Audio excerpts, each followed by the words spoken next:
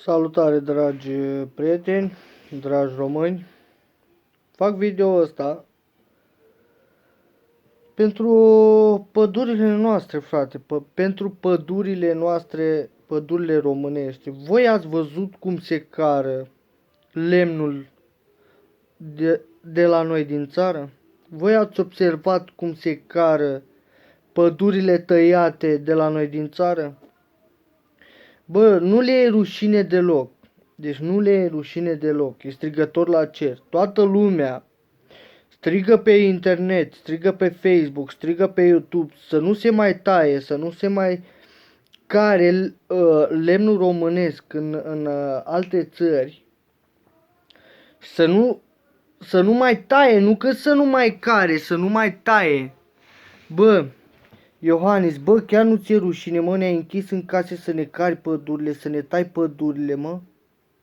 Chiar nu mai ai bun simț, mă, față de țară, față de popor? Chiar faci ce vrei tu, mă, cu conducerea ta, mă? Dă-ți, mă, demisia, mă, de la conducere, mă, băiatule, mă, că ne-ai nenorocit. Ne-ai distrus, mă, ne-ai cărat toate pădurile, mă, Panoramo. Bă, jigodie de om. Orban, Ludovic Orban. Băi, căcatule, dă-ți demisia, bă, dă-ți demisia de la guvern, bă, nebunule. Că țara nu e a ta, bă, e a României, bă, nebunule. Țara nu este a ta, gândește-te că țara nu este a ta, dobitocule. Lasă pădurile să crească, bă, nebunule. Bă, nebunule, după ce ești de la guvernare, bă, dobitocule, tu ai să fii omorât, bă, dobitocul dracului.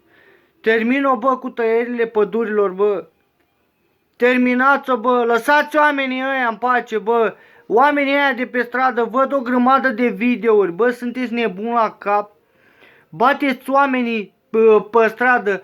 Am văzut un comentariu de la femei că bătrânii noștri trăiesc prea mult și riscăm să afecteze economia României.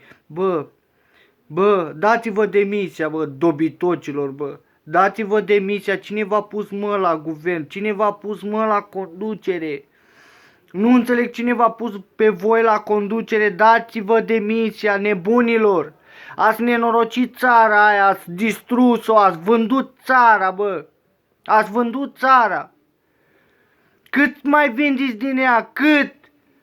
Și așa că e o țară vândută. Urmează să ne vindeți și pe noi, dobitocilor, cretinilor. Lăsați țara în pace, nu mai vindeți nimic, nu mai dați nimic din țara aia, nu mai scoateți nimic pe porțile graniților. Bă, lăsați pădurile în pace, bă. Bă, chiar nu vă e rușine, mă, chiar nu vă e rușine deloc. Iohannis, dă-ți demisia, Iohannis. Iohannis, futu-ți morții în mătii de gunoi, dă-ți demisia, zdreamțo. Zdreamță ce ești, dă-ți drumul, dă-ți demisia, dă-ți drumul la drumul pe care trebuie să le iei înainte. Și lasă țara noastră în pace. Lasă România în pace, futu-ți rasa mătii și ții Orban. Dați-vă demisiile amândoi, luați-vă din mână, aruncați-vă în fântână, dobitocii dracului. Lăsați țara românească în pace, nebunilor, zdremților, pădichioșilor.